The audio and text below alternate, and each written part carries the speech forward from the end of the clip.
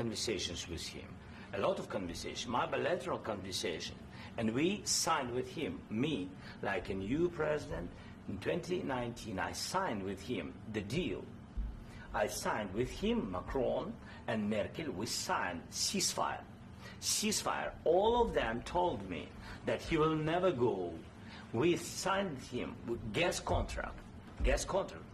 Yes, but after that, he broken this ceasefire.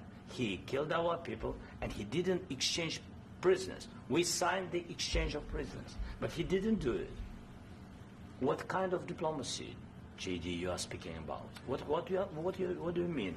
I'm talking about the kind of diplomacy that's going to end the destruction of your country. Yes, but if you Mr. President, with respect, I think it's disrespectful for you to come into the Oval Office and try to litigate this in front of the American media. Right now, you guys are going around and forcing conscripts to the front lines because you have manpower problems. You should be thanking the President for trying to bring it into this conflict. Have you ever been to Ukraine that you say what problems we have?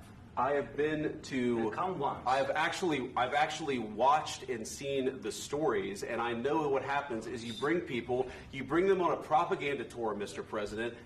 Do you disagree that you've had problems bringing people into your military? And do you think that it's respectful to come to the Oval Office of the United States of America and attack the administration that is trying to prevent the destruction of your country? A lot of questions. Let's start from the beginning. Sure. First of all, during the war, everybody has problems. Even you, but you have nice ocean and don't feel now, but you will feel it in the future. God bless. You don't know that. God bless. You don't God know bless. that. You will not have a war. Don't tell us what we're going to feel.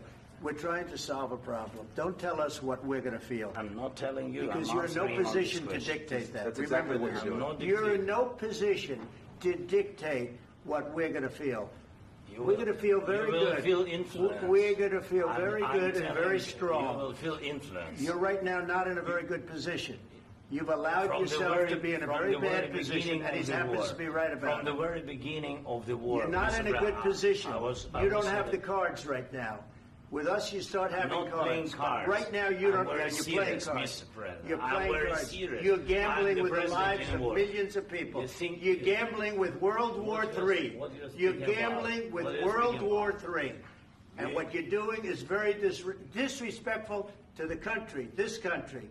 That's backed you far more than a lot of people said they should have. Have you said thank you once? This a lot entire of meeting? times. No, in this Even entire today. meeting, have you said thank Even you? today. You went to Pennsylvania and campaigned for the opposition in October. Offer some words of appreciation for the United States of America and the president who's trying to save your country. Please, you think that if you will speak very loudly about the war, He's not speaking loudly. He's not speaking loudly. Your country's in big trouble. Can I Wait a answer? minute. No. Can You've I done a lot answer? of talking. Your country is in big trouble. I know. You're not winning. I know. You're not winning this.